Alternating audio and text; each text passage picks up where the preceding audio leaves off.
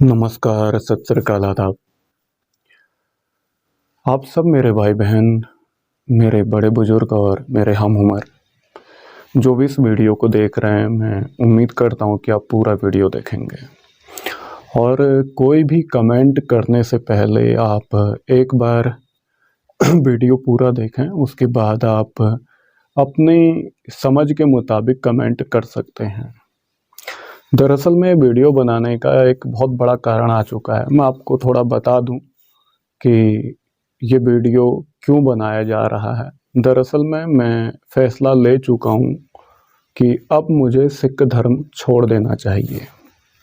इसका बहुत बड़ा कारण है और आप वीडियो पूरा देखेंगे तो समझ जाएंगे मैंने ऐसा फैसला क्यों ले लिया। आखिर क्या हुआ कि जो मैं सिख धर्म छोड़ने को मजबूर हो गया। बात है सन 2016 की। 2016 में मैं पंजाब जाने का मैंने प्लान किया था और 2017 में मैंने चंडीगढ़ में किसी गुरुद्वारे में अपने कदम रखे थे पहली बार, क्योंकि मुझे गुरु ग्रंथ साहिब को पंजाबी यानी गुरमुखी लिपि में पढ़ना था। दरअसल मैं आपको थोड़ा अपने बारे में बता दूं। कई लोग मुझे पूछ रहे थे आज तक कि आप कौन हैं, क्या हैं, कैसे हैं, तो उनको मैं बता दूं, उसके बाद आप समझ जाएंगे कि मेरा सिख धर्म मैंने क्यों अपनाया था और सिख धर्म आज मैं क्यों छोड़ रहा हूं। इसका कारण बताता हूं। दरअसल में बात है कि मेरा जो जन्म हुआ है वो एक हिंदू राजपूत घराने में हुआ, उत्तराखंड में हुआ था। भारत में, इंडिया में एक स्टेट है उत्तराखंड, वहाँ पर मेरा जन्म हुआ था हिंदू घराने में। और जिसके बाद जो मेरी माता थी वो संस्कृत की बहुत अच्छी समझदार थी और जो मेरे पापा थे, मेरे पिता थे, वो उर्दू के बहुत माहिर थे। बाद में मैंने ठीक है पढ़ाई की, हिंदू धर्म शास्त्र पढ़े, बाद में दूसरे धर्म शास्त्रों को पढ़ना शुरू किया। और हाई स्कूल मैंने अपने गांव से ही किया था, उत्तराखंड से। और 11वीं और 12वीं क्लास की पढ़ाई मैंने हरियाणा से की थी। हरियाणा में एक डिस्ट्रिक्ट आता महेंद्रगढ़, नारनौल है, नियर झुंझुनू बॉर्डर राजस्थान के टच में आता है, यानी कि जयपुर से 2 घंटे का रास्ता लगता है। यहाँ से मैंने +1 और +2 यानी कि 11वीं और 12वीं क्लास की पढ़ाई की।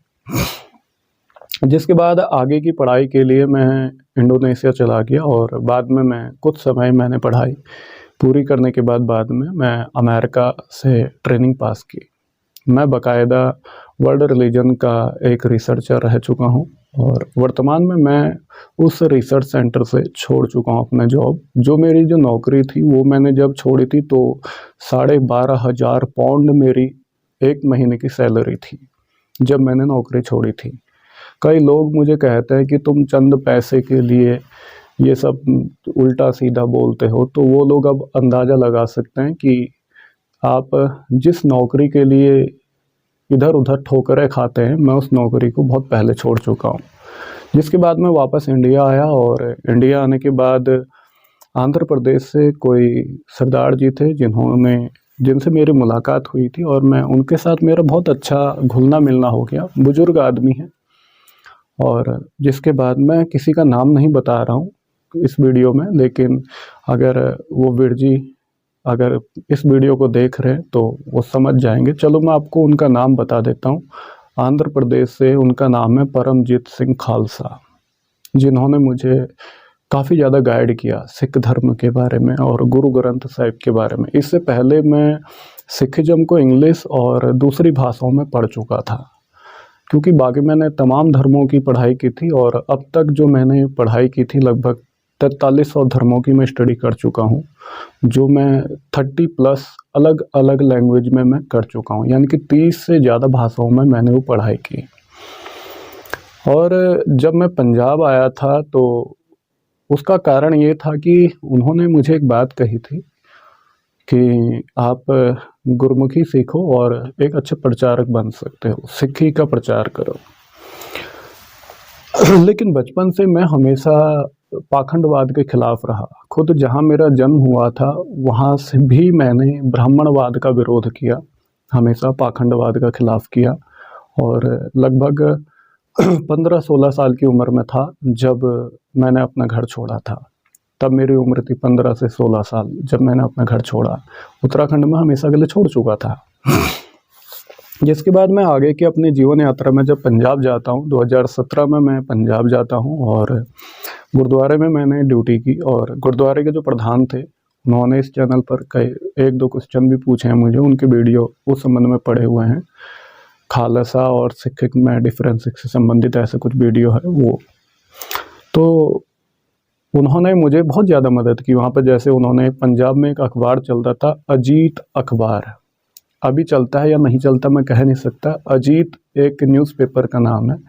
वो हमेशा डेली वो मुझे वो देते थे पंजाबी में। मैं गेट पर मैं बर्छा पकड़ता था और एक ड्यूटी करता था। थोड़ा बहुत मुझे सैलरी मिलती थी और बाकी मेरा खाना और रहने का बंदोबस्त गुरुद्वारे में हो चुका था। जिसके बाद मैंने धीरे धीरे वहाँ से अखबारों के माध्यम से और किताबें कई ज़्यादा मैंने वहाँ पे स्टडी करनी शुरू कर दी थी पंजाबी की, तो पंजाबी सीख गया। उसके बाद मैं अलग अलग संप्रदायों में गया, क्योंकि इन संप्रदायों का आज मेरा बिल्कुल ये लोग मेरे खिलाफ हैं। उसका बहुत बड़ा कारण है, इसलिए मैं किसी भी संप्रदाय का या किसी भी डेरे का या किसी भी मिशनरी कॉलेज का नाम नहीं ले रहा हूँ इस वीडियो में, क्योंकि मैं इस विवाद, इस लड़ाई झगड़े को ज़्यादा नहीं बढ़ाना चाहता। दरअसल में ये लड़ाई झगड़ा बहुत ज़्यादा बढ़ रहा है और अगर मैं इस लड़ाई में खुल के सामने आ जाऊंगा तो एक चीज़ मैं अच्छे से जानता हूँ कि कोई भी संप्रदाय का कथावाचक फिर सामना नहीं कर पाएगा। ये मैं बहुत अच्छे से जान चुका हूँ, क्योंकि मैं ऐसा कोई भी कथावाचक नहीं है सिख धर्म में जो अपने को बहुत बड़ा कथावाचक जिसको कहता है, जो मुझे नहीं जानता और जिसको मैं नहीं जानता, जिसके साथ मैंने कभी बात ना की हो, जिसके साथ मैंने कभी स्टेज शेयर ना किया हो। पंजाब में बहुत ज़्यादा ऐसे कथावाचक है जिनको मैं बहुत अच्छे से जानता, बखूबी से बाय फेस जानता हूँ उनको। मेरे कईयों से ताल्लुकात रह चुके हैं। बाद में मैं अलग अलग संप्रदायों में रहा तो गुरु ग्रंथ साहिब को मैंने संथियाँ लड़ीवार किया था। कई लोग मुझे कहते हैं तू हिंदी बोलता है, पंजाबी नहीं बोलता। इसका भी कारण बताऊंगा आपको और कई वीडियो में मैं बता भी चुका हूँ। बाद में मैंने गुरु ग्रंथ साहिब की संथियाँ लड़ीवार की, दसम ग्रंथ को पढ़ा। उसके बाद मैंने सर्वलोक ग्रंथ पढ़ा। बाद में मैं मोगा चला जाता हूँ। मोगा में एक पिंड है, वहाँ पर मैं गया था और उस गांव में मैंने जो डेरा है कार सेवा वाले हैं वो बाबा जी, और उनसे मैंने इतिहास की कथा सीखी। गुरु प्रताप सूरज जो ग्रंथ कहा जाता है जिसको, उसकी मैंने कथा सीखी थी वहाँ से। और जो मूल ग्रंथ पढ़ाते हैं जैसे हनुमान नाटक है या प्रबोधचंद नाटक है, अध्यात्म प्रकाश इत्यादि जो है, चाणक्य नीति, ये सारी की सारी मैं संस्कृत और इंग्लिश दूसरी और हिंदी भाषाओं में, उर्दू में, इनको मैं पढ़ चुका हूँ ऑलरेडी। तो मुझे बार बार इन किताबों को पढ़ने की ज़रूरत नहीं थी, तो जिसकी वजह से मैंने कथा बहुत ज़्यादा कम समय में सीख ली थी। उसके बाद मैं पंजाब में आगे निकलता हूँ तो वापस मैं शाहबाद मारकंडा आता हूँ। शाहबाद मारकंडा में ज्ञानी साहब सिंह हैं, शाहबाद मारकंडा वाले, आप सभी जानते होंगे, बहुत अच्छे कथावाचक हैं, मिशनरी कथावाचक हैं। उनके गुरुद्वारे में भी मैं रहा। मैं वहाँ पे एज ए सेवादार बन के रहा, क्योंकि मुझे स्टडी करनी थी बहुत ज़्यादा, और साथ ही साथ मैं गुरुद्वारे में कथा विचार भी करता रहता था। जिसके बाद मैं चौंता मिशनरी कॉलेज गया, गुरमत ज्ञान मिशनरी कॉलेज लुधियाना गया, दल विधि चंद का निहंग बन के मैं रहा। उसके बाद दमदमी टकसाल में मैं जा चुका हूँ। उसके बाद आपके निर्मले सिख जो हैं हरिद्वार यानी बनारस वाले, उनके साथ में रह चुका हूँ। यानी कि कई लोग कहते हैं कि वो अपने को बहुत बड़े संस्कृत के विद्वान बताते हैं, तो आप एक बार पता करें कि मुझे संस्कृत पढ़ाने वाले कौन थे। इंडिया के जो टॉप 10 संस्कृत के विद्वान हैं उनमें से एक व्यक्ति हैं जिनसे मैंने संस्कृत पढ़ी है। तो मैं जानता हूँ कि मेरे को उस्ताद ही इस लेवल के मिले हैं कि उनका अगर इतने बड़े लेवल के उस्ताद अगर मार्गदर्शक मिलेगा, टीचर मिलेगा, तो स्टूडेंट ऑलरेडी बहुत ही ज़्यादा माहिर बनेगा। उसका सामना ये संप्रदायवादी जो कट्टरवादी लोग हैं नहीं कर पाएंगे। ये मैं अच्छे से जानता हूँ, क्योंकि मैं किसी भी ग्रंथ में दसम ग्रंथ के खिलाफ मैं कभी नहीं रहा आज तक, और मैं दसम ग्रंथ का सपोर्ट भी नहीं कर पाया। पहले मैं कट्टर टकसाली था, कट्टर निहंग बना, मिशनरियों के खिलाफ था। बाद में समझ में आया, क्योंकि मुझे पता नहीं था उस समय, मुझे जैसा बताया लोगों ने वैसे मुझे लगा, मुझे बताया गया सिख मिशनरी वाले गलत होते हैं। तो बाद में मैंने मिशनरियों को स्टडी किया तो फिर मुझे समझ में आया कि अक्सर में गलतियां दोनों से हैं। फिर मुझे कईयों ने बताया निर्मले और उदासी सिख जो होते हैं ये गलत होते हैं, मैं उनके खिलाफ गया। फिर मैंने उनको भी स्टडी किया, क्योंकि मैं उदासीन संप्रदाय के कई ऐसे महात्मा हैं, मैं उनको जानता हूँ, बाकायदा मेरे साथ रहे हुए हैं। और जो निर्मल अखाड़ा है, निर्मल संप्रदाय है, निर्मले सिख है, वो मुझे सभी जानते हैं। और मेरा नाम बाकायदा संत हिम्मत सिंह फ़कीर निर्मले, इस नाम से मैं जाना जाता हूँ। अगर आप कोई कहें कि जो कई ऐसे टकसाल के चेले हैं, कई ये जो निहंग जो अपने को बता रहे हैं, ये लोग अगर इनको लगता है, या कई लोग मुझे ज्ञानी शेर सिंह के बारे में बहुत कुछ कह रहे थे, तो आप एक बार पता कर ले कि संत हिम्मत सिंह फ़कीर निर्मले कौन था। ये लड़का कौन था, वो मैं ही हूँ, कोई और नहीं है। संत हिम्मत सिंह फ़कीर निर्मले वो मैं ही हूँ। अगर आप कहते हैं फ़कीर हिम्मत सिंह, वो मैं ही हूँ। जिसको कहा जाता था गुरसिख हिम्मत सिंह खालसा, वो भी लड़का मैं ही हूँ, कोई दूसरा नहीं है। और अगर इन नामों के जरिए अगर आप अपने ये जो बड़े बड़े कथावाचक हैं, इनसे एक बार इतना पूछ लेना कि ये कौन था लड़का, शायद आपके उन कथावाचकों के पैरों के नीचे की जमीन खिसक जाएगी। जो मुझे अब तक धमकियां दे रहे थे, जो मुझे चैलेंज करने की कोशिश कर रहे थे, मैं इसलिए कुछ नहीं करना चाहता हूं भैया। तुम लोगों को धराशाही करने के चक्कर में पूरी सिख कौम गुमराह हो जाएगी। मैं ऐसा अपराध नहीं करना चाहता और मैं ऐसा अपराध नहीं करूंगा कभी, इसलिए मैं अपने कदम पीछे हट रहा हूं। लेकिन तुम मूर्ख जो कट्टरवादी संप्रदायवादी लोग हो, तुम क्या समझोगे, तुम क्या समझोगे? इसलिए मैं तुम्हें कह रहा हूं कि मैं हाथ जोड़ता हूं, मुझे मत छेड़ो। मैं इतना बड़ा नास्तिक हूं कि आप सोच नहीं सकते। मैं इतना बड़ा आस्तिक हूं कि उसकी तुम कल्पना नहीं कर सकते। मैं इतना हद तक अध्यात्म पथ को सामने रख सकता हूं कि तुम उसके बारे में कभी सपने भी नहीं देख सकते हो। उसके बाद मैंने जब धीरे धीरे मैं बठिंडा गया, बठिंडा में मैं नानकसर संप्रदाय, डेरा रूमी वाला, यहाँ मैं रहा। एक्चुअल में मेरी तबीयत ख़राब है कई दिनों से, जिसकी वजह से मेरे गले में प्रॉब्लम चली है, ऐसा वैसे दिक्कत हो रही है। तो वहाँ पर मैं एज ए टीचर, पहले मैं अखंड पाठी बन के रहा, क्योंकि मुझे स्टडी करना था, मैं कर रहा था। बाद में मैं वहाँ पर एक कथावाचक के तौर पर मैंने काम किया। बाद में मैंने वहाँ पर स्कूल में पढ़ाना शुरू किया, टीचर बन के रहा। और कई लोग मुझे कह रहे थे कि तुम झोला छाप स्टडी है तुम्हारी, तो उनको मैं बता दूं, मैं वर्ल्ड रिलीजन की फ़िलॉसफी से पीएचडी कर चुका हूं, और साइकोलॉजी से मैं पीएचडी कर चुका हूं, नेचुरोपैथी से मैं स्टडी कर चुका हूं। उसके बाद आपको और बता दूं, आयुर्वेद और यूनानी चिकित्सा पद्धति, इन दोनों की स्टडी मेरे पास कंप्लीट है। उसके बाद कंपैरेटिव रिलीजन, ये स्टडी मैं कंप्लीट कर चुका हूं। अगर कोई फिर भी कहता है कि ज़्यादा आपको अगर अपने कथावाचकों पर, किसी पर भी अगर इतना ज़्यादा गुरूर या घमंड है, तो उसको बोल दे, अगर सामना कर सकता है तो कभी भी चैलेंज करे। मैं अभी भी तैयार हूँ, मैं मना नहीं करता।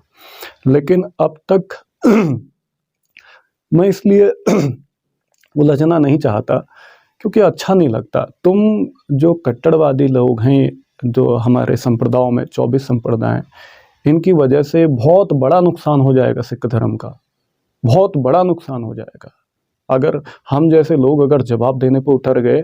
क्योंकि एक चीज़ आपने अब तक देख लिया होगा, मेरे पूरे चैनल की सारी वीडियो आप देख सकते हैं, मैं हर वो काम कर चुका हूं जो आज तक तुम्हारे कोई भी कथावाचक 350 सालों में नहीं कर सके। ये मैं आपको पहले ही बता दूं। जो लोग मेरे खिलाफ हैं, या जो लोग अब इस वीडियो को देखने के बाद मेरे खिलाफ होने वाले हैं, वो लोग एक बात अच्छे से इस चीज़ को समझें। आप मेरे चैनल को पूरा अच्छे से देखें, एक एक वीडियो देखें। कोई बात नहीं, आप बहुत पद क्या होगा, एक हफ्ता लगेगा, एक हफ्ते में, एक सप्ताह में तुम पूरा चैनल को खंगाल सकते हो। सारे वीडियो में देखना, 350 साल में जो आज तक सिख धर्म के ये जो ठेकेदार हैं कट्टरवादी लोग, या इनका कोई भी कथावाचक है, वो नहीं कर पाए, वो महज 1 महीने के अंदर में मैं कर चुका हूँ। दूसरी बात, बाद में 2019 में मुझे पॉइजन दे दिया जाता है, जहर मेरे खाने में मिलाया गया धोखे से, जिसके बाद 2020 में दूसरी बार मेरे खाने में धोखे से जहर मिलाया गया, जिसके बाद मेरे बॉडी में पूरा कीड़े बन गए थे। अब मेरे बॉडी में निशान आज भी मौजूद है, तब भी मैंने माफ़ किया।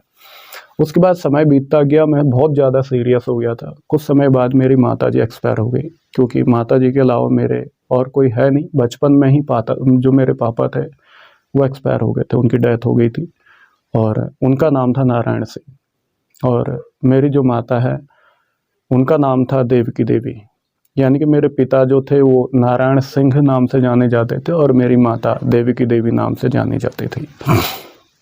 तो कहने का मतलब है कि उसके बाद जब मैं और आगे स्टडी करता गया, फिर मैं दिल्ली में मैंने कदम रखने शुरू किए, क्योंकि मैंने समझा कि गुरु ग्रंथ साहिब को जुबानी याद करना चाहिए। और गुरु ग्रंथ साहिब पहले अंग से लेकर 1430 अंग, यानी कि फर्स्ट पेज से लेकर 1430 पेज तक मैंने कंप्लीट गुरु ग्रंथ साहिब जुबानी याद किया। ये अगर आपको डाउट है आप देख सकते हैं, चैनल पर वीडियो है। अभी भी मैं कई लोगों को जुबानी याद करवा रहा था, कई लोगों को मैं ऑनलाइन क्लासें दे रहा था। वो मैंने इन कट्टरवादियों की वजह से रोकी, क्योंकि बहुत ज़्यादा धमकियाँ, गाली गलौज, चलो उनका तो मैं बहुत कुछ कर सकता हूँ, वो कोई बात नहीं, लेकिन बार बार लड़ाई झगड़ा धमकियाँ अच्छा नहीं लगता। फिर उसके बाद आगे मैंने इस पर रिसर्च करना शुरू किया, तो मैंने देखा कि गुरु ग्रंथ साहिब में कई जगह मिलावट हो चुकी है। अगर आपको यकीन नहीं है तो तुम 2002 का एक गुटका साहिब पकड़ें, 1990 का जो छपा हुआ है गुटका साहिब उसको देखें, 2010 में जो गुटका साहिब छपा हुआ है उसको पढ़ें, और 2020 में जो गुटका साहिब छपा है उसको देखें। इन सभी गुटके को, जो भी नित्यनेम की बाणियाँ जिनमें लिखी, इनको सामने रखें और उसके बाद आप मिला लें इनको, एक एक अक्षर, एक एक मात्रा के हिसाब से इनको देखना, इनमें ज़मीन आसमान का फ़र्क आपको दिखेगा। जब ये चीज़ें मैंने देखी, फिर मैंने दसम ग्रंथ को दोबारा स्टडी किया।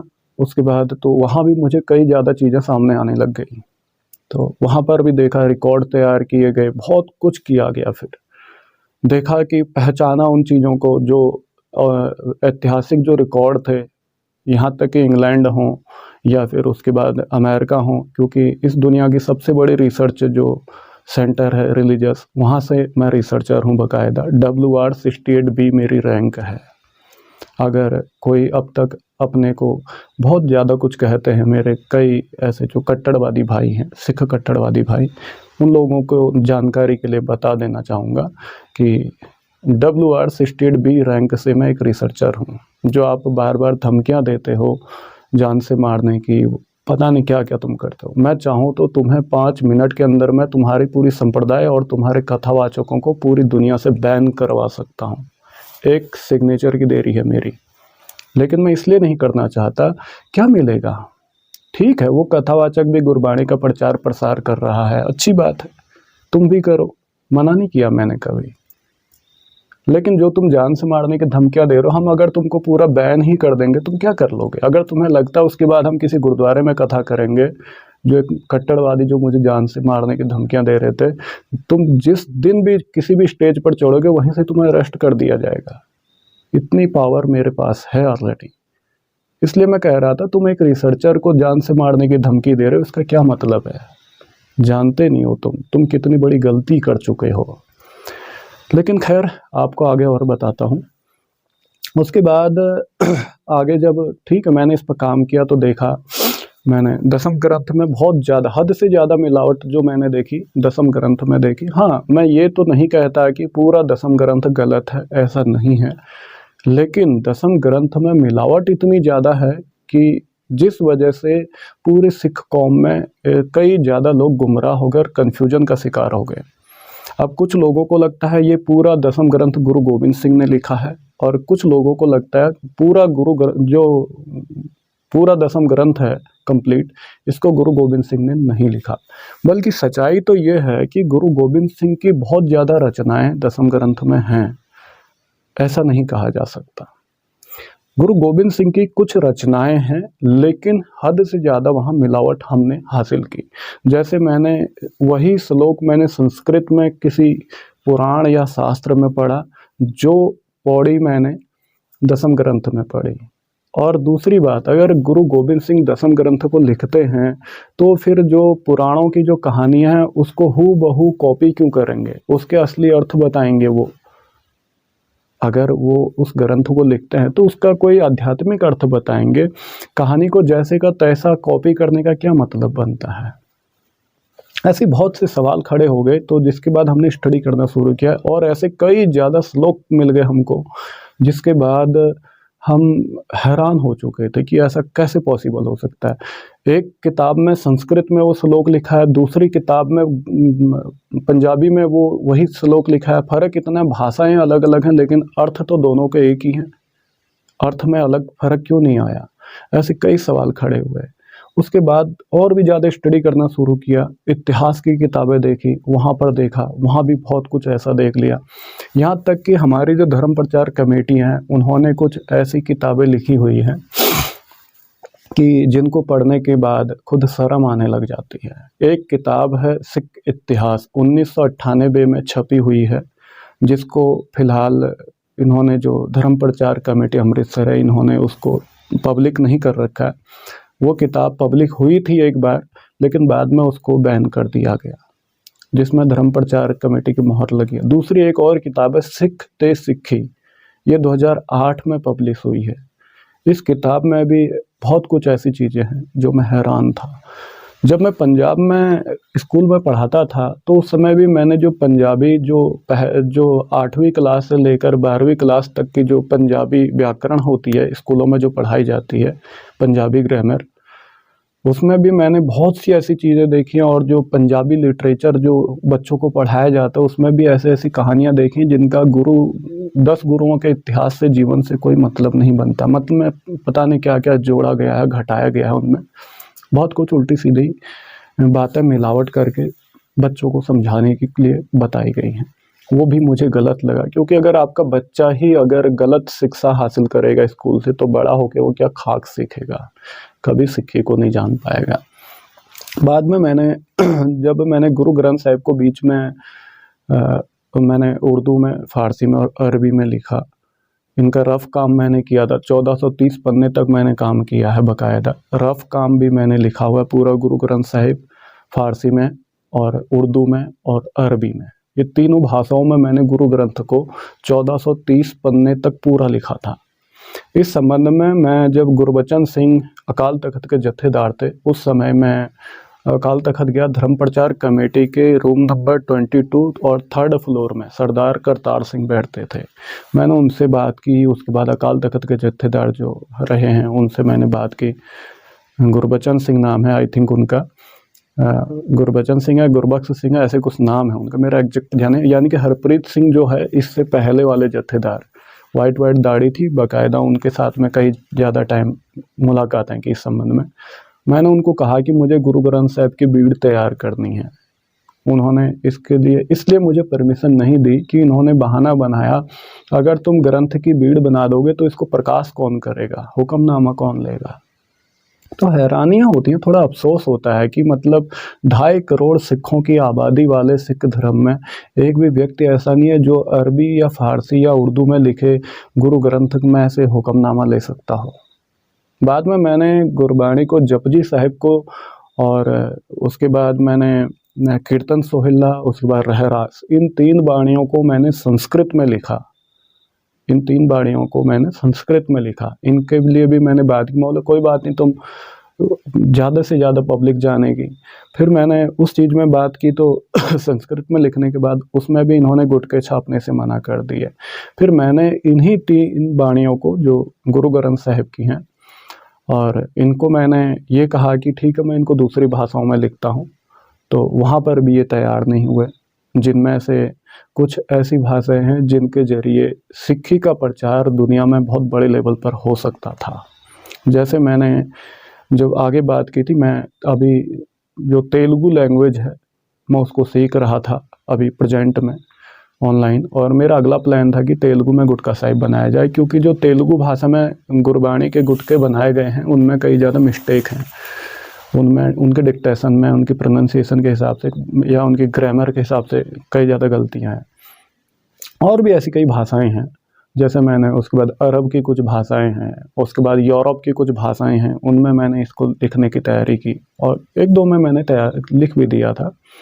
उसके लिए भी इन्होंने कभी हाँ नहीं कहा। फिर मैंने कई जो संप्रदाय के जो जत्थेदार हैं, मैंने इनसे भी बात की, कई बाबाओं से बात की जो संत कहते हैं अपने आप को। उसके बाद मैंने आखिरी में मैं दिल्ली मैनेजमेंट के पास गया। ये बात है सन 2023 का 4 नवंबर सन 2023 मैं दिल्ली में जाता हूँ ना, सॉरी 4 नवंबर सन 2022 को मैं दिल्ली में जाता हूँ। और उसके बाद जब मैं 2022 में दिल्ली गया था 4 नवंबर को, उसके बाद मैं वहाँ पर एक नानक प्याऊ गुरुद्वारे की बात बता रहा हूँ। और उससे पहले मैं गया था रकाबगंज में, शीशगंज में, बंगला साहिब में। रकाबगंज वालों ने मुझे बुलाया था बाकायदा, उन्होंने बात वगैरह हुई थी मेरी। उन्होंने भी गुरु ग्रंथ की बीड़ तैयार करने से मना कर दिया, नहीं करेंगे वो लोग। कोई बात नहीं, मैंने कुछ नहीं कहा। मेरे पास आज भी मेरी जो लाइब्रेरी, वहाँ पर गुरु ग्रंथ साहिब की बीड़ जो मैंने बनाने के लिए रफ काम किया हुआ है 1430 पन्नों को उर्दू, अरबी और फारसी में, वो मैंने आज भी मेरे पास रखा हुआ है। उसके आगे की बात रही, ठीक है, मैं वहाँ पर तैयारी की और गुरु ग्रंथ साहिब में जुबानी याद कर रहा था पिछले 1 साल से। और उसके बाद मैं 1.5 साल मैंने लगभग अखंड पाठ की ड्यूटी लगाई गुरुद्वारा नानक प्याऊ दिल्ली में, जहाँ पर मैंने गुरु ग्रंथ साहिब को मुकम्मल जुबानी याद कर लिया। यानी कि 1430 पन्ने मैंने 2.5 साल में पूरे जुबानी याद किए। इससे पहले मैं कुरान, बाइबल, गीता, उपनिषद, धम्मपद और दूसरे जो धार्मिक ग्रंथ हैं उनको मैं जुबानी याद कर चुका हूँ। तो जिसमें मैं सबसे बड़ा सहयोग अपनी माता का आशीर्वाद मानता हूँ, अपने माता पिता का, और सब कर्म मानता हूँ, शुक्र करता हूँ उस परमात्मा का जिसकी बदौलत मैं इन चीज़ों को समझ पाया, जान पाया। आगे क्या होता है कि जब मार्च 27 2024 की बात है, मैं नानक प्याऊ से अपने कमरे में जा रहा था। रूम मैंने रेंट पे लिया हुआ था संगम पार्क में, नानक प्याऊ दिल्ली में, उसके पास में ही है वहाँ पर। तो वहाँ पर एक पार्क आता है, इस्माइल खान पार्क पड़ता है बीच में नानक प्याऊ से मेरे कमरे की तरफ जाने के लिए। वहाँ पर जो लबाणा सिख होते हैं वो लोग रहते हैं उस साइड, वहीं मैंने अपना रूम लिया था। और मैं उनकी कास्ट तो नहीं जानता क्या है क्या नहीं, मैं कास्ट जातिवाद को मैं कभी एग्री नहीं करता, मैं हमेशा जातिवाद के खिलाफ रहा। तो मैंने जब वहाँ पर रूम लिया तो मैं रूम को जा रहा था, टाइम था लगभग 9:30 से 10 बजे का। तो इन कट्टरवादी लोगों ने मुझ पर वहाँ पर हमला कर दिया था इस्माइल खान पार्क में।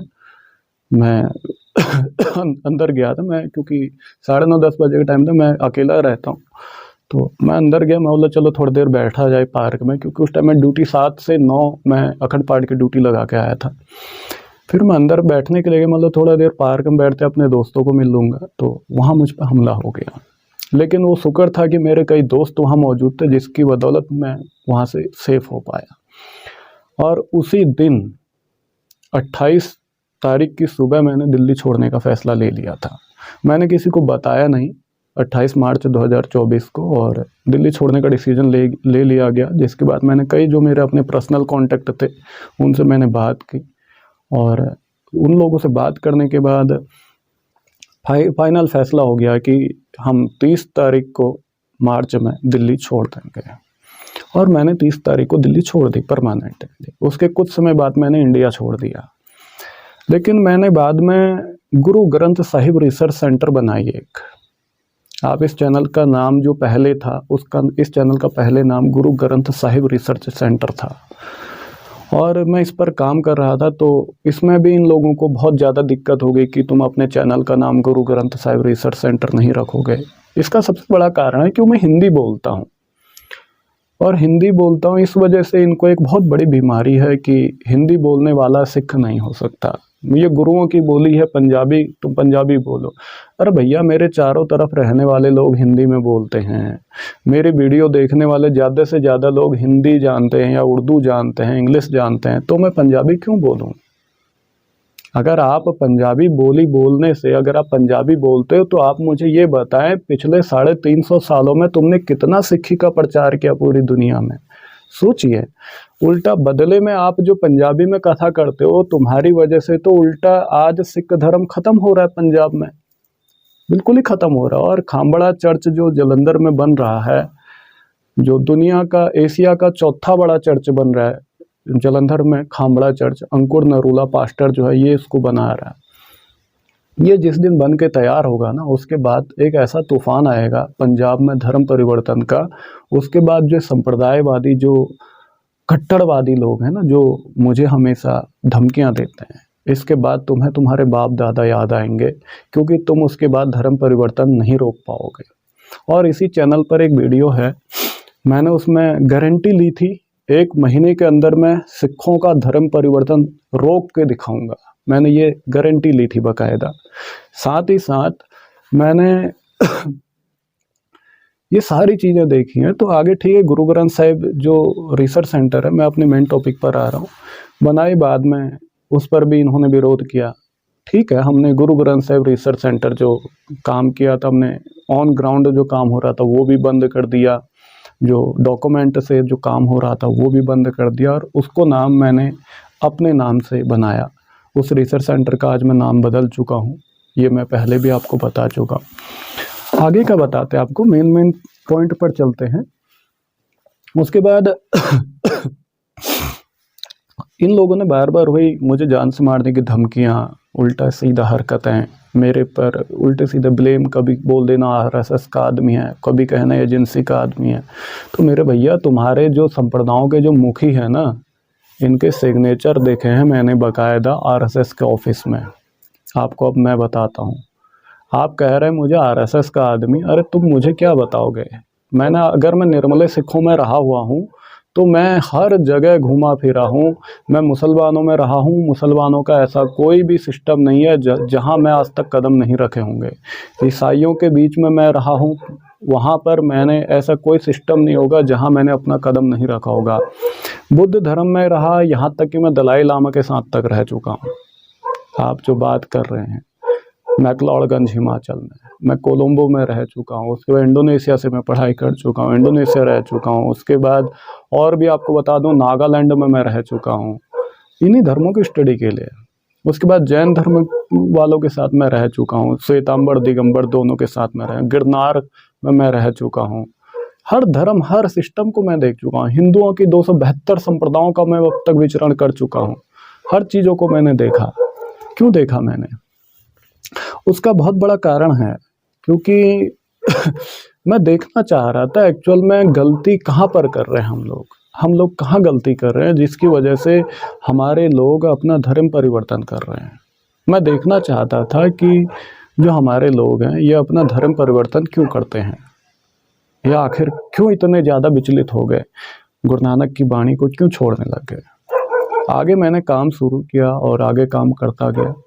ठीक है, बाद में इन लोगों ने जो हरकतें की हैं वो आप कई दिनों से देख रहे हो।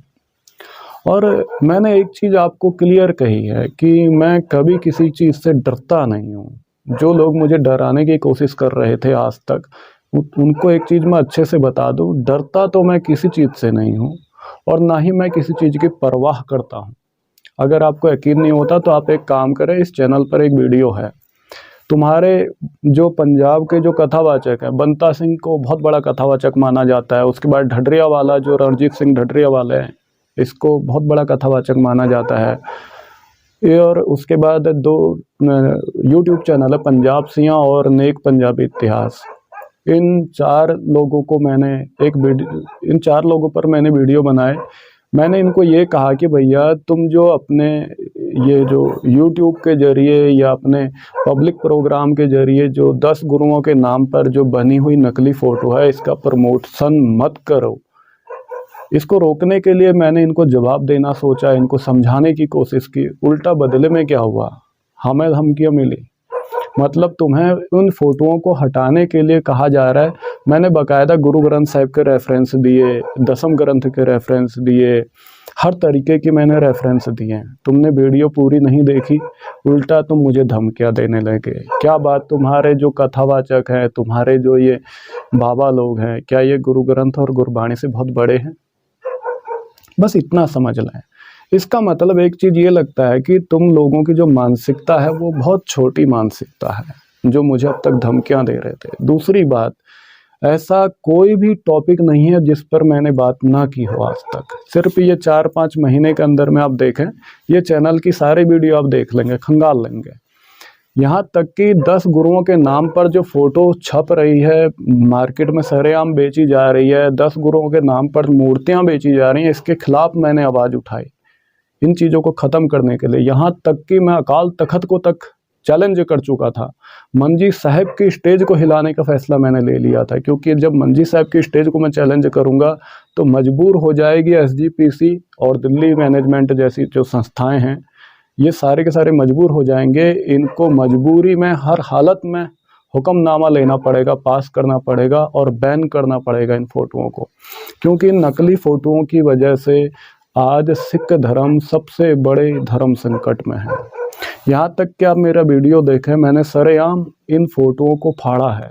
इन 10 गुरुओं के नाम पर जो फ़ोटो बनी, मैंने इनको फाड़ दिया।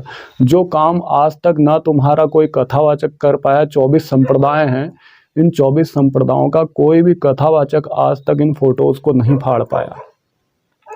यहाँ तक कि जो मिशनरी कथावाचक हैं, इन लोगों ने भी इतनी हिम्मत नहीं दिखाई आज तक कि इन 10 गुरुओं के नाम पर बनने वाली नकली फ़ोटोओं को सरेआम किसी ने फाड़ा हो। मैं तो इनको सीधा कूड़ा कचरा कहता हूँ, क्योंकि जो चीज़ का संबंध गुरु ग्रंथ साहिब से और गुरबाणी से नहीं है, उस चीज़ को हम गले लगाएं क्यों? मैंने तुम्हें समझाने के लिए सारी बातें की, बदले में क्या हुआ? तुमने हमेशा इल्ज़ाम लगाए। तुमको ये मैं बता दूं, मैं जिस रिसर्च बेस से स्टडी कर चुका हूं, वहाँ से बहुत ज़्यादा अथॉरिटी हमें मिलती हैं। मैं उनका इस्तेमाल इसलिए नहीं करता, मेरे भैया तुम मेरे भाई हो। दूसरी बात, कई लोग मुझे कह रहे थे कि तुम सिख धर्म में क्यों आए। पहली बात, सिख कोई धर्म नहीं है, एक चीज़ को समझ लें। जो मुझे बहुत ज़्यादा कहते हैं, तुम्हारे सारे के सारे जो फंडामेंटल्स हैं मैं उनको तोड़ सकता हूँ। जो तुम्हारे जो रूल्स हैं बनाए हुए, मुझे उनको तोड़ने में कोई बड़ी दिक्कत नहीं आएगी। मैं तो गुरु ग्रंथ साहिब का प्रमाण दे रहा हूँ। गुरु ग्रंथ साहिब के जो रेफरेंस हैं उनको तोड़ के आप दिखाओ, नहीं तोड़ पाओगे, क्योंकि तुम्हारे पास कुछ है नहीं। तुम सीधा लड़ाई झगड़ा, गाली गलौज, इल्ज़ाम, बदनाम करना, किसी पर लड़की का इल्ज़ाम लगा दोगे, किसी पर चोरी का इल्ज़ाम लगा दोगे, किसी को जान से मार दोगे, किसी को धमकियाँ दे दोगे। यही तो करोगे ना, इससे ज़्यादा क्या कर सकते हो? बुद्धि नहीं है आपके पास। हैरानी ये होती कि 350 साल में एक भी ऐसा कथावाचक इन्होंने आज तक पैदा नहीं किया जिसने ये कहा हो कि उसे पूरा गुरु ग्रंथ साहिब जुबानी याद है और वो गारंटी लेता है कि अब गुरु ग्रंथ साहिब में मिलावट नहीं होने देगा। अगर ऐसा ये पैदा करते, किसी लड़के को तैयार करते, तो जो ये फोटोएं बन रही हैं गुरुओं के नाम पर, सिखों का धर्म परिवर्तन हो रहा है, ये तो बहुत पहले ख़त्म हो जाना था, बहुत पहले ख़त्म हो जाना था। और धर्म परिवर्तन तो सिखों का कोई कर ही नहीं सकता था अगर इन्होंने सही प्रचार किया होता तो। अब मुझे इन्होंने कहा कि तुम सिक्खी में क्यों आए। पहली बात, सिक्खी और सिख धर्म दोनों अलग अलग चीज़ें हैं। सिख धर्म ये कुछ लोगों के बनाए गई मान्यता और सिद्धांतों धारणाओं पर चलने वाली एक प्रणाली है। सिक्खी एक यूनिवर्सल फैक्ट पर काम करती है। मैं उस पर खड़ा हुआ था, मैं गुरबाणी के साथ खड़ा हुआ। किसी सिख धर्म, हिंदू धर्म, मुसलमान या ईसाई, आस्तिक नास्तिक, मैं इनके साथ खड़ा कभी नहीं हुआ। कई लोग मुझे अक्सर कहते हैं तुम हिंदू हो, मुसलमान हो, सिख हो, ईसाई हो। मैंने तुम्हें क्या कहा? तुमने एक धर्म, एक ग्रंथ, एक भाषा पढ़ी है। मैंने 4300 धर्म पढ़े हैं, 4600 ग्रंथ पढ़े हैं, लगभग 45 से 48 हज़ार मैंने किताबें स्टडी कर चुका हूँ। उसके बाद 30 से ज़्यादा भाषाएं मैं जानता हूँ। तो बोलो मैं किसको सही कहूँ, किसको गलत कहूँ, किस ग्रंथ, किस किताब के शास्त्र के नियम में गले लगाऊँ, किसके शास्त्र और नियम मैं साइड कर दूँ? बताओ, फैसला करो। तुम एक को पढ़ते हो तो मैं कईयों को पढ़ चुका हूँ। मैं किसको दूर अपने से अलग फेंकूँ, किसको मैं गले लगाऊँ, मैं किसको सही कहूँ, किसको गलत कहूँ? मेरे लिए तो सब बराबर हो गए। तुम्हारे हाथ में 5 उंगलियां होती हैं, तुम किसी अंगुली को ये नहीं कह सकते हो कि ये अंगुली छोटी है इसको काट दो, ये अंगुली बड़ी है इसको काट, जब काटोगे ना दर्द सभी में एक जैसा होगा। तो मेरे लिए तो 4300 धर्म जो संप्रदाय मान्यता है वो एक जैसे हैं। 4600 ग्रंथों, जिसमें से मैं आपको ये भी बता दूं 4300 धर्मों में से 300 धर्म ऐसे हैं जो ईश्वर को नहीं मानते, 4000 धर्म ऐसे हैं जो ईश्वर को मानते हैं। मैं तो सभी को पढ़ चुका हूँ। मैं किसको कहूँ ये सही है, किसको कहूँ ये गलत है, मैं किसके खिलाफ बोलूँ, किसके सपोर्ट में बोलूँ, क्यों मैं किसी का पक्षपात करूँगा। मेरे लिए तो सब एक जैसे हैं। मेरे लिए तो जैसे मेरी हाथ की 5 उंगलियां हैं वैसे ही ये धार्मिक स्थान और धार्मिक ग्रंथ और धार्मिक मान्यताएं हैं, सब एक जैसी। अगर इनमें कोई मिलावट हो रहा है, मैं इनके धर्म ग्रंथों के कंसेप्ट से बात कर रहा था, लेकिन तुम क्या समझोगे। तुम्हें तो ये दिखता है ना कि ये हिम्मत सिंह हिंदी बोल रहा है, इसने पगड़ी पहन ली, पगड़ी पहनने से कोई सिख नहीं होता, हिंदी बोलने वाला आदमी सिख नहीं होता। तो मैं आपसे वादा करता हूँ आज के बाद मेरे सिर से पगड़ी उतर जाएगी, आज के बाद मैं पगड़ी नहीं पहनूंगा। दूसरी बात, अगर तुम्हारे में इतनी दम है, अपनी पगड़ी का इतिहास बता के दिखाओ मुझे, फिर मैं बताता हूँ। तुम्हारा जो भी कथावाचक है, इस संबंध में कोई भी कथावाचक आ सकता है मुझे जवाब देने के लिए, चाहे मिशनरी हो या संप्रदाय हो, कोई भी वो आ सकता है। आपको क्या लगता है पगड़ी क्या गुरु नानक साहिब से चली है, गुरु गोविंद सिंह से चली है? पगड़ियों का इतिहास अगर मैं आपको बताऊं तुम हैरान हो जाओगे। कई लोग मुझे कह रहे थे अपने नाम के पीछे सिंह लगाने से कोई सिंह नहीं हो जाता। पहली बात, 1699 के बाद सिंह शब्द मिला, सिंह और कौर शब्द मिला है सिख मान्यता खालसा पंथ को। लेकिन अगर मैं आपको बताऊं, मैं जिस राजपूत घराने से मेरा जन्म है, उस राजपूत घराने में, उस राजपूत जाति में, उस राजपूत मान्यता में तो सिंह लफ्ज़ बहुत पहले से इस्तेमाल होता है। दूसरी सेंचुरी से सिंह लफ्ज़ का इस्तेमाल होता है वहाँ। 2nd सेंचुरी पहले आता है या 1699 पहले आता है, फैसला आप करें। आप क्या कहते हैं? क्या आपको, आप जो भी बोलते हैं आपके जवाब नहीं है मेरे पास। ऐसे जवाब हैं कि तुम्हारी आस्था, श्रद्धा, मान्यता खतरे में पड़ जाएगी। मैं इसलिए जवाब नहीं देता। तुम मूर्खों की वजह से कई लोगों की आस्था को चोट लग जाएगी, मैं इसलिए कुछ जवाब नहीं देता हूँ। मैं हमेशा अपने जबान बंद कर देता हूँ, रोक देता हूँ। हमेशा तुम्हारे पाखंडियों को मैं जवाब देता हूँ, इसलिए देता हूँ कि लोगों को चोट ना पहुँचे, इसलिए नहीं कहता, इसलिए मैं रुका पड़ा था। लेकिन अब मैं आपसे वादा करता हूँ मेरे सिर पर आज के बाद पगड़ी नहीं मिलेगी, पहली बात। और अब मैं आप सबसे वादा करता हूँ, मुझे आज के बाद किसी भी संस्था या फिर किसी भी ग्रुप या किसी एजेंसी या किसी भी देश, किसी नस्ल, किसी जाति, किसी धर्म, किसी मान्यता, किसी धारणा, सिद्धांत या मौलिकता का अनुयायी मत मानना। अब मैं आपसे एक क्लियर कहूँगा, इस पृथ्वी में मौजूद जितने भी देश, धर्म, नस्ल, जाति, मान्यताएं, रूढ़िवाद, नस्लवाद, जातिवाद, उसके बाद जितने भी मतभेद के सिद्धांत हैं, मैं इनसे बाहर हूँ। मेरा इन सब से कोई लेना देना नहीं है। मैं आज के बाद किसी भी धर्म संगठन का हिस्सा नहीं हूँ।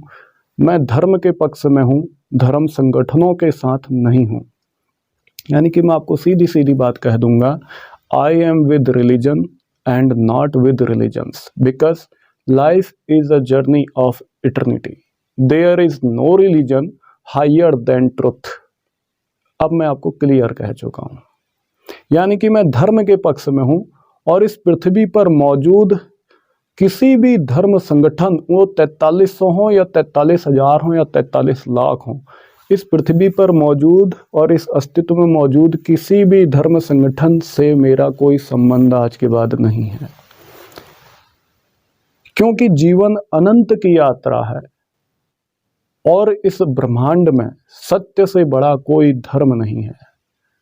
इसलिए अब मैं आज के बाद अपने आप को सिख धर्म से पूरे तौर पर अलग कर चुका हूँ। आज के बाद मुझे सिख धर्म या हिंदू धर्म या किसी भी धर्म से मुझे ना जोड़ें। मैं किसी भी एजेंसी से नहीं हूँ, मैं किसी मान्यता से नहीं हूँ, किसी सिस्टम से नहीं हूँ। अब मैं सिख धर्म छोड़ चुका हूँ। मेरा ये अंतिम फैसला है और आज के बाद आपको मेरी जो भी वीडियो मिलेंगी, बाल खुले में मिलेगी या टोपी पहने मिलेगी, वो मेरी मर्जी है, वो मेरी पर्सनल लाइफ है। दूसरी बात, अब मैं गुरु ग्रंथ साहिब जुबानी सुनाऊंगा आपको, या फिर मैं गुरु ग्रंथ साहिब पर बात करूं या ना करूं, मैं दुनिया के किसी भी चीज़ पर बात करता हूं, वो मेरा पर्सनल मैटर है। अगर मुझ पर आज के बाद अगर कोई भी सिख धर्म संप्रदाय का कोई भी कथावाचक, यहाँ तक कि अकाल तख्त में मौजूद कोई भी सिस्टम अगर मुझ पर बेअदबी का इल्ज़ाम लगाने की कोशिश करेगा, तो मेरे जवाब निश्चित मिलेंगे, बिना किसी परवाह किए मैं जवाब दे दूंगा। और उस समय अपने जवाब को संभालने के लिए जिम्मेदार तुम खुद रहोगे, मैं नहीं। क्योंकि मैंने हर वो कोशिश की सिखों के लिए, सिखी के लिए, गुरबाणी के लिए अपनी हर वो कोशिश की जहाँ पर मैंने अपनी जान तक दांव पर लगाई, लेकिन तुम नहीं समझ पाए। जिस 10 गुरुओं के नाम पर फोटो को तुम आज अपने, तुम्हारे जो कथावाचक हैं ये अपने यूट्यूब थंबनेल पर लगाते हैं, अपने स्टेज प्रोग्राम के जो बैनर होते हैं, इनके पोस्टर होते हैं, वहाँ पर लगाते हैं। इन नकली गुरुओं के जो नाम पर जो बनी फ़ोटो है ना, जो नकली फ़ोटो बनी है गुरुओं के नाम पर, उसको तो मैं सरेआम फाड़ चुका हूँ। आप इस चैनल पर वीडियो मौजूद है, उसको देख सकते हैं। यहाँ तक कि जब मैं ऐसे फैसले, जो आज तक तुम्हारा 350 सालों का इतिहास है सिख धर्म का, कोई भी ऐसा व्यक्ति नहीं है जिसने इन नकली फ़ोटो को सरेआम फाड़ा हो। इन फोटोओं को किसी ने कूड़ा कचरा बोला, ऐसा कोई भी व्यक्ति नहीं है। सरेआम किसी ने नहीं बोला। और ऐसा कोई भी व्यक्ति नहीं है जिसने आज तक गुरु ग्रंथ साहिब को जुबानी याद किया हो। अगर है तो आप बताएं, मुझे दिक्कत नहीं है। लेकिन अब अगर मेरे को परेशान करने की कोशिश की आज के बाद, तो मेरे जवाब पता नहीं किस अंदाज में कहाँ से मिलेंगे, मैं उसको जानता नहीं हूँ कि क्या है। मेरे अंदाज उस लेवल से तर्क खड़े कर दूंगा मैं, जहाँ से हो सकता है तुम्हारी मान्यता, तुम्हारे सिद्धांत, तुम्हारी आस्था सब कुछ खत्म हो जाएगी। मैं अब परवाह नहीं करूँगा। मैं आपसे यही रिक्वेस्ट करता हूँ, जो भी ये संप्रदायवादी कथावाचक हैं या इनके चेले चपाटे हैं, मुझे छेड़ने की कोशिश ना करें, नहीं तो बहुत बड़ी मुसीबत आ जाएगी तुम्हारे कथावाचकों के लिए, तुम्हारी कथावाचकों की कथाओं के लिए। मैं आपको यही कह रहा हूँ, मैं किसी के साथ हाथ नहीं मिलाना चाहता। मेरे पास कई करोड़ों करोड़ों की ऑफ़र आई हुई हैं। मैं चाहता उनको ऑफ़र को एक्सेप्ट कर सकता था, एग्रीमेंट कर सकता था। मेरे पास ऐसे भी कई ऑफ़र आए हैं कि जिसमें लोगों का क्या होता है, कई, मैं किसी धर्म का नाम नहीं बता रहा, मेरे पास ऐसे कुछ धर्मों के जो बड़े बड़े उनके धर्म गुरु हैं, उनके ऑफ़र मेरे को मिली और उन्होंने मुझे कहा कि तुम भैया हमारे धर्म में शामिल हो जाओ और उन दूसरे धर्मों का धर्म परिवर्तन करो। आपको जितने आदमी आप लोगों को उन धर्म परिवर्तन करते हैं, उसी एक एक आदमी के हिसाब से आपको पेमेंट मिलेगी, आपको पैसा मिल जाएगा। मुझे तो यहाँ तक ऑफ़र मिली है। मैं चाहता उसको कब का एक्सेप्ट कर चुका होता। मुझे अगर पैसा ही कमाना होता, मैं इतने लोगों का धर्म परिवर्तन कर सकता था कि तुम सोच नहीं सकते। मैंने गारंटी ली कि पंजाब में जो ये धर्म परिवर्तन हो रहा है सिखों का, मैं इसको 1 महीने के अंदर में रोक दूंगा। लेकिन तुम नहीं समझे, क्योंकि तुम्हें तो हिंदी बोलने वाले भैये दिखते हैं, हिंदी बोलने वाले आरएसएस के एजेंट दिखते हैं, हिंदी बोलने वाले एजेंसियों के आदमी लगते हैं, गवर्नमेंट के आदमी लगते हैं। अरे मुझे क्या लेना देना किसी गवर्नमेंट से। मैं तो कहता हूँ इस पृथ्वी पर कोई देश नहीं बचना चाहिए। सारे के सारे जो देश हैं, राष्ट्र हैं, सब खत्म हो जाने चाहिए। पृथ्वी पर 43 धर्मों की मान्यताएं खत्म होनी चाहिए। सिर्फ मनुष्य बचना चाहिए यहाँ। मनुष्य के अलावा कोई जाति, कोई धर्म, कोई मान्यता, कोई अवधारणा, कोई सिद्धांत नहीं रहना चाहिए। क्योंकि जब तक जाति होगी, धर्म होगी, राष्ट्र होगा, नस्ल होगा, इन चीज़ों का भेदभाव होगा, तब तक बलात्कार जैसी समस्याएं, रूढ़िवाद, कट्टरवाद जैसी समस्याएं, इस पृथ्वी पर जो हत्याएं होती है एक दूसरे की, ये, और यहाँ तक कि पृथ्वी पर इतने युद्ध होते हैं, इनको कभी नहीं रोका जा सकता। ये अगर पृथ्वी को शांत करना है, मानवता को बचाना है और पूरी पृथ्वी को प्यार मोहब्बत में अगर हमें आगे बढ़ाना है, तो हमें सबसे पहले जितने भी भेदभाव हैं, चाहे धर्म के नाम पर हों, जाति के नाम पर हों, राष्ट्र के नाम पर हों, या नस्ल के नाम पर हों, या अलग अलग मान्यताओं की और या धारणाओं या फिर सिद्धांतों के नाम पर हों, इनको जब तक ख़त्म नहीं किया जा सकता तब तक पूरी पृथ्वी में मानवता को बचाया नहीं जा सकता। ये मैं आपको बता दूं। खुद गुरु नानक साहिब ने मानवता को समर्पित हुए, मानवता को बचाने के लिए एक यूनिवर्सल फैक्ट पर उन्होंने काम किया। और मैं आपको भी यही कहूँगा, जो भी ये लोग हैं, ये इस चीज़ को अब समझ चुके, मैं सिख धर्म अब छोड़ चुका हूँ। ये मैं अभी इसी वक्त छोड़ रहा हूँ मैं सिख धर्म, इससे पहले मैंने नहीं छोड़ा था, अब छोड़ रहा हूँ और अब छोड़ चुका हूँ। दूसरी बात, इस चैनल पर आज के बाद कोई भी व्यक्ति किसी भी धर्म से, किसी भी मान्यता से, किसी भी लेवल का कोई भी सवाल करे, आपके सारे सवालों का जवाब मैं दूंगा। आप आस्तिक हैं, नास्तिक हैं, मुझे उससे कोई फ़र्क नहीं पड़ता। मैं आपके जो सवाल हैं उनके जवाब दूंगा। चाहे आप किसी भी भाषा से पूछें, किसी भी धर्म ग्रंथ से पूछें, मुझे दिक्कत नहीं है। अगर आप गुरबाणी, गुरु ग्रंथ साहिब का संबंधित या इनका प्रवचन, इनकी व्याख्या सुनना चाहते हैं तो आप चैनल पर बने रहें, चैनल के वीडियो को समझें। आप अगर सत्य के साथ हैं तो आप चैनल पर बने रहें। अगर आप सिख धर्म के नाम पर रूढ़िवादी हैं, कट्टरवादी हैं, तो आप चैनल छोड़ सकते हैं, मुझे उससे तकलीफ़ नहीं है। क्योंकि मैं कट्टरवाद का साथ नहीं दे सकता, रूढ़िवाद का साथ मैं कभी नहीं दूंगा।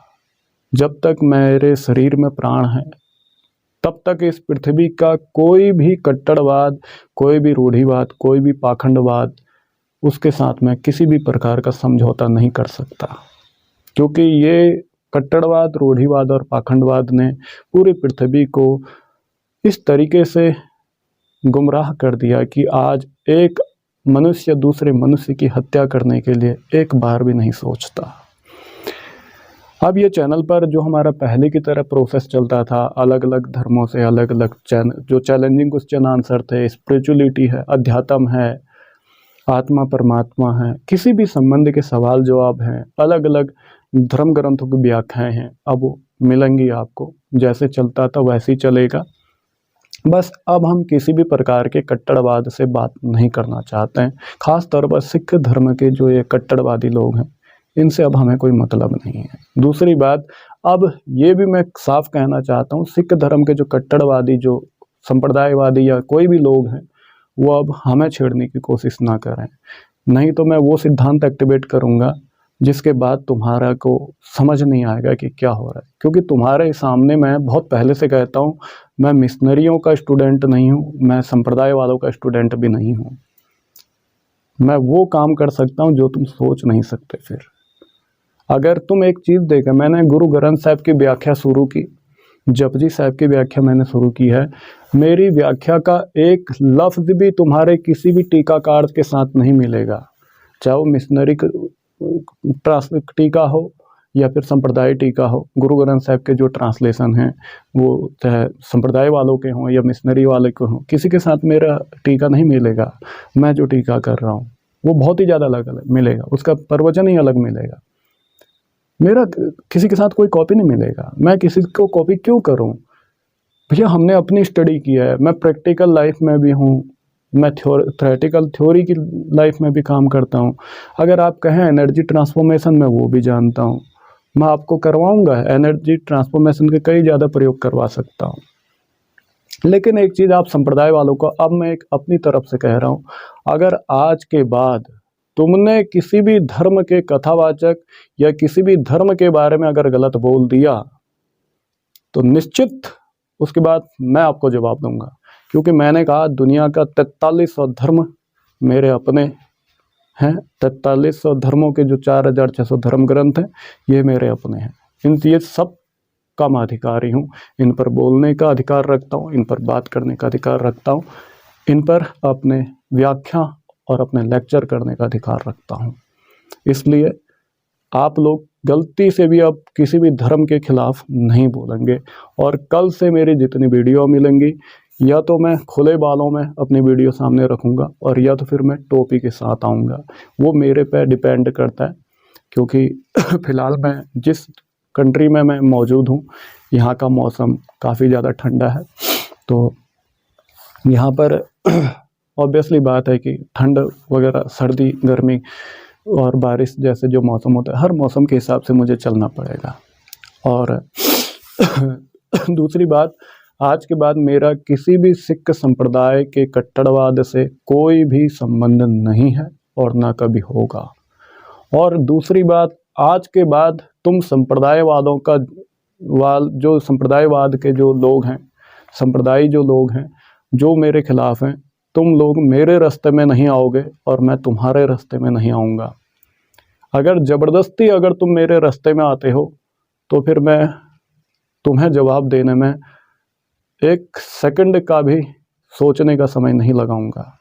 उम्मीद करता हूँ आप मेरी बात को समझेंगे और यही मेरी अब तक की लाइफ है। और अगर आप व्यक्तिगत तौर पर कहें तो मैं बिल्कुल अकेला हूँ, मेरे माता पिता नहीं हैं, माता पिता नहीं है तो मैं अकेला हूँ। बाकी मैं अनमैरिड हूँ, मैंने शादी नहीं की, जाहिर सी बात है मेरी फैमिली भी नहीं है। तो यही बात मैं आपको कहूँगा कि मैं मानवता को प्रेम करता हूँ। मैं किसी भी प्रकार का पक्षवाद, पाखंडवाद, इन चीज़ों का साथ नहीं दे सकता। मैं मानवता को बचाने के लिए आगे अपने कदम बढ़ा रखे हैं और मैं उम्मीद करता हूँ आप पाखंडवाद को ख़त्म करने के लिए मेरा सहयोग करेंगे। इन पाखंडवादियों की वजह से, इन पाखंडियों और कट्टरवादियों की वजह से आज मजबूर होकर मैं सिख धर्म छोड़ चुका हूँ हमेशा के लिए।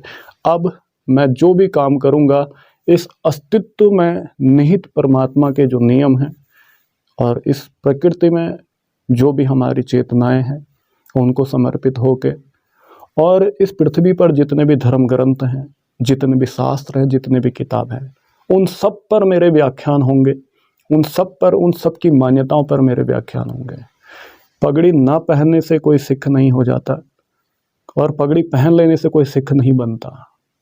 जो गुरु नानक साहिब हों या फिर उसके बाद कोई भी व्यक्ति हो, वो सब इस प्रकृति को समर्पित हैं और मैं इस प्रकृति को समर्पित हूँ। मैं अब आज के बाद इस पृथ्वी के किसी भी धर्म से, किसी भी धर्म संगठन से, किसी भी धर्म की मान्यता से मेरा कोई रिश्ता नहीं है। नमस्कार।